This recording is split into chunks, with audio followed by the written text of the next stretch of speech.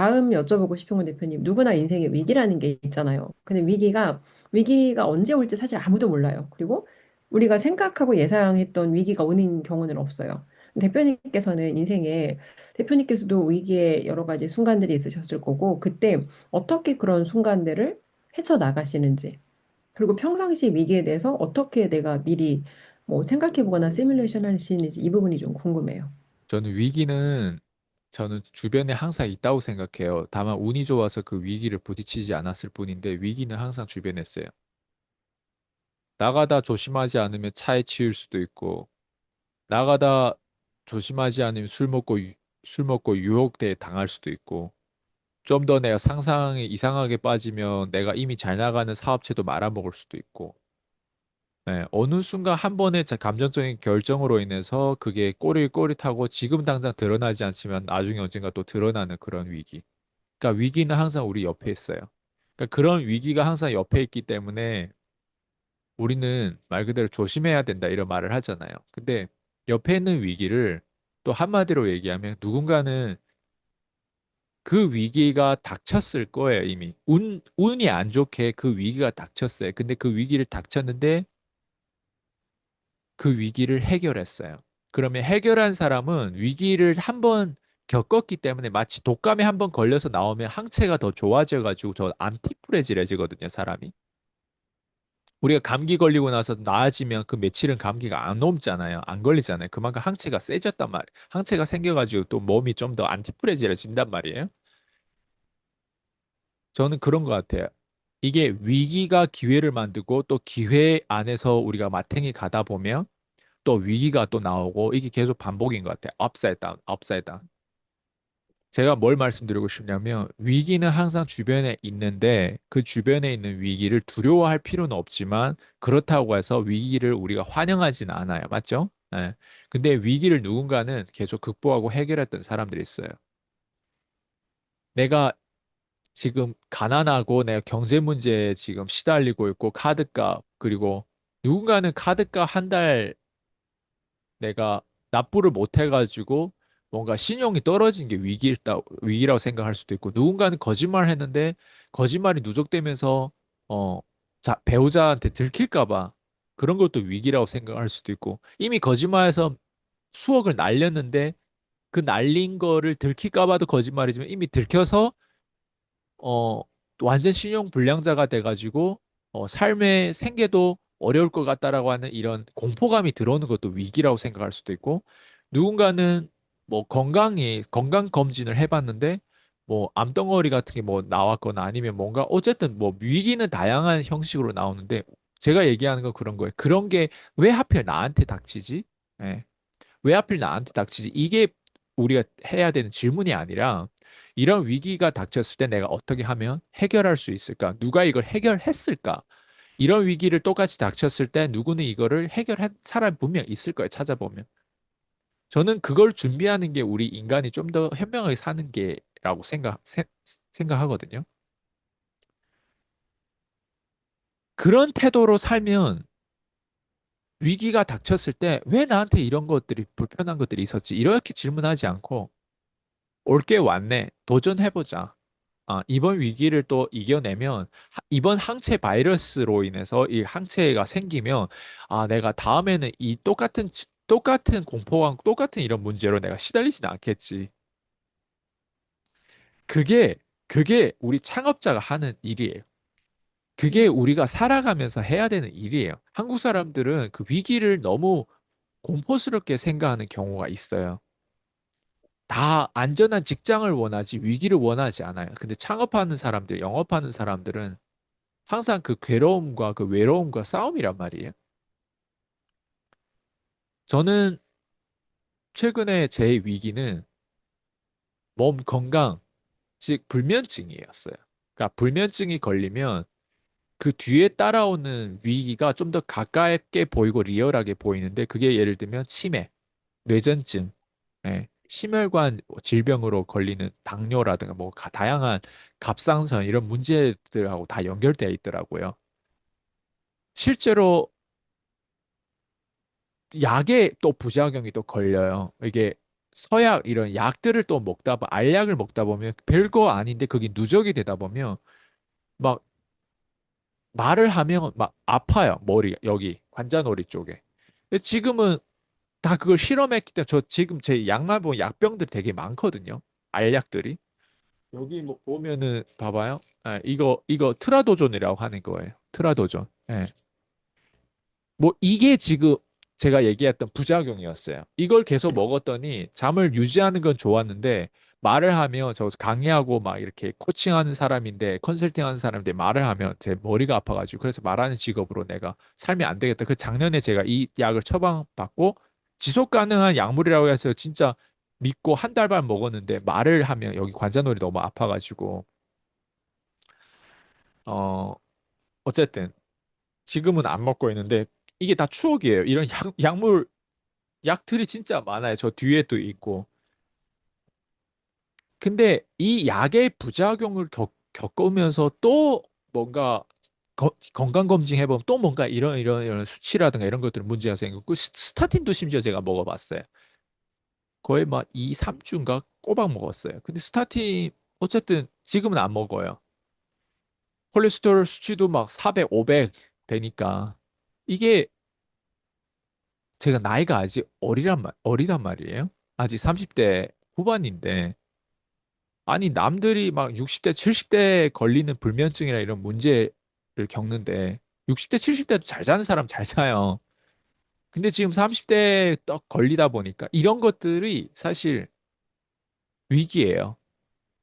왜냐면 이거는 돈으로 해결이 안 되더라고요. 무슨 말이냐면, 다양한 병원을 다녔는데 그 돈을 투자한다는 건 그 사람이 뭔가 그 지식을 가지고 있고 전문직을 가지고 있다 보니까 투자해서 그 사람 고용해서 어떻게 보면 그 사람 나를 치료를 해주었으면 좋겠. 그 사람이 나의 어떤 이 특별한 케이스에 대해서 아예 사례가 없거나 다 똑같은 처방을 해주더라고요. 제가 불면증 나온 건 스트레스 받아서 불면증 나온 게 아니라 사고로 불면증 나와가지고 그 이후에 내가 생각지 못한 신체적인 어떤 정신적인 스트레스는 없는데 신체적인 스트레스로 인한 불면증도 있는데 그 사람들 그런 원인은 중요하지 않는 거예요. 어쨌든 의사들 중에서도 나를 정말 도와줄 수 있는 의사가 없더라고요. 대부분 의사들은, 대중적인 의사들은. 이번에도 줄기세포도 맞고 하는데 차라리 줄기세포 같은 게 더 나를 도움을 주고 있더라고요, 지금은. 지금은 그래요. 요 며칠 동안 제가 약도 안 먹고 잘 수 있는 걸 보면. 근데 제가 말씀드리고 싶은 게 뭐예요? 이런 위기, 지금 제가 닥치고 있는 위기임에도 불구하고 저는 이면에 기회가 있다라고 생각하기 때문에 제가 이런 인터뷰도 할 수 있던 거예요. 왜? 누군가는 이런 얘기를 들었을 때 누구와 생각나는 사람이 있을 거예요. 그리고 제가 만약 불면증에 대한 이 문제를 실제로 다 해결했어요. 제가 제 경제 문제를 해결했듯이 불면증 문제, 건강 문제를 누구는 경제 문제도 해결 못하는 사람들 와닿지 않겠지만 경제 문제는 사실 건강 문제보다 해결하기 더 쉬워요. 경제 문제 말 그대로 내가 능력이 없어도 나가 노가다 하더라도 경제 문제를 해결할 수 있단 말이에요. 내가 먹고 사는 거는. 근데 건강 문제는 내 의지와 상관없이 안 되는 것들이 있어요. 이 알고리즘이 이게 생각보다 이게 그렇지 않아. 이거 건강을 잃어보지 못한 사람은 이거 공감이 안 될 거예요. 건강 문제 해결하는 그 알고리즘이 훨씬 어려워요. 이 기능을 다 안다고 해도 치료법이 진단을 옳게 하는데 이제 꼭 거기에 맞는 백신이 나오는 건 아니란 말이에요. 왜 우리가 막 사람이 죽어가는데 백신이 나오는데 왜 그렇게 시간이 오래 걸렸을까? 문제는 알아. 이 바이러스가 우리를 죽이고 있다는 거. 근데 백신이 만들어야 되는데 그 백신에 대한 부작용도 있을 것이고. 그냥 다시 얘기하지만 이런 위기를 한 면에 있어서 다른 면에는 기회가 있다. 누군가는 이런 위기를 겪고 있다. 그리고 저도 지금 겪고 있어서 제가 이런 얘기를 하는데 위기는 꼭 나쁜 것만 아니다라는 말씀을 드리고 싶어요. 저는 위기를 통해서 제 거를 막 먹튀해가지고 저한테 막 소송하고 심지어 저한테 막 협박하고 막 외국인이라고 해서 어쨌든 그런 협박들이 있었단 말이에요. 그럼에도 불구하고 막 저 수강생이 초반에 내가 20명인가 했는데 한 10, 12명인가? 예. 12명이 분탕질을 당해가지고, 아니, 20명인데 12명이 분탕질을 거의 반 이상이잖아요. 그때도 위기의식이 들겠죠. 그러니까 사람마다 위기라고 하는 건 저보다도 더 심한 위기를 겪어본 사람들이 건강적으로 있겠죠. 근데 불면증은 그 위기하고 연결되는 것들이 있어요. 레벨이 있단 말이에요. 전 지금도 말도 하고 좀 이런 긍정적인 아직도 이게 있다 보니까 사람들 그렇게 큰 위기라고 생각하지 않지만 제 입장에서는 엄청 공포스러워요. 10개월 동안 잠을 자는 거에 있어서 계속 시달리다 보면 그게 어떤 의미인지 아마 경험 안 해본 사람 와닿지 않겠지만 경험을 조금이라도 해봤던 사람들 10개월이면요. 모르겠어요. 이렇게 유튜브를 하지 못하고 있을걸요. 멘탈이 다 나갈걸요. 제 얘기하는 게 바로 이런 점이에요. 저 사람은 위기인데 위기 같지 않아 보이는 사람. 그게 제가 얘기하는 항체 어떤 내 안에 뭔가 이게 나은 거예요. 우리가 트럼프를 보면 트럼프가 위기의식을 더 크게 느낄까요? 아니면 일반 사람이 더 느낄까요? 일반 공무원이 더 느낄까요? 트럼프 더 느낄까요? 트럼프란 사람이라는 거예요. 트럼프란 사람이 다른 그 어떤 대통령보다 더 위기의식과 거기에 대해 싸우는 것들, 기득권층하고 싸우는 것들이 더 훨씬 많을 거예요. 제가 얘기하고 싶은 건 그런 거예요. 왜 겉으로 트럼프가 드러나지 않지? 트럼프는 그냥 분노의 표정, 카리스마의 표정, 잘 사는 그런 어떤 배경, 막 그냥 그런 것들의 상승 공면에서 나온 것들은 부러운데 저 사람은 그렇게 큰 문제 없어 보인다라고 하는 건 그 사람이 진짜 뭘 몰라서 하는 얘기예요. 그 사람이 얼마나 많은 위기를 겪어내고 그리고 이게 사는 거라고 하는 걸 그냥 받아들이는 거예요. 그래서 위기를 어떻게 받아들이고 위기가 닥쳤을 때 내가 어떻게 핸들하고 하는 걸 보면 모르겠어요. 그냥 이게 저예요. 그냥 제가 이렇게 했어요. 제가 줄 수 있는 답변을 굳이 이유를 만들어서 이런 어떤 이런 시스템으로 이렇게 제가 했습니다. 이렇게 얘기할 수도 있지만 그렇게 생각해서 실제로 그게 맞을 수도 있지만 답은 그거예요. 너는 그럼 위기를 한 번이라도 싸워서 이겨본 적이 없었나? 있어요, 누군가는.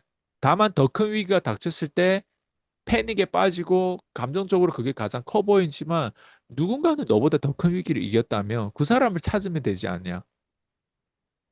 저도 마찬가지예요. 많은 의사들이 저를 도와줄 수 없어요.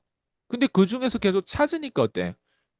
의사들 중에서 기능학 의사도 찾고 막 줄기세포를 하는 의사도 찾고 심지어 줄기세포 하는 사람이 진짜 그냥 우리가 흔히 얘기한 대중적인 의사도 아니에요. 심지어 치과 의사예요. 네. 제가 얘기하고 싶은 거 이런 거예요.